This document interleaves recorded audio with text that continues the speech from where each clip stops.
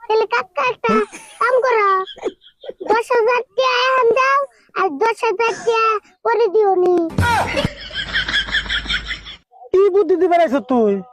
তাহলে না এই বাকি হইলো ও তাহলে একই এলো না? না, কি হইলো না? তোর বুদ্ধি লাগবো না চাষের দিকে। রাগ করো কে?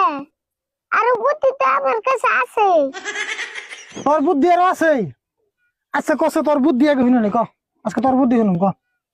তোমার টাকাহান 10,000 টাকা আছে না? হ্যাঁ আছে।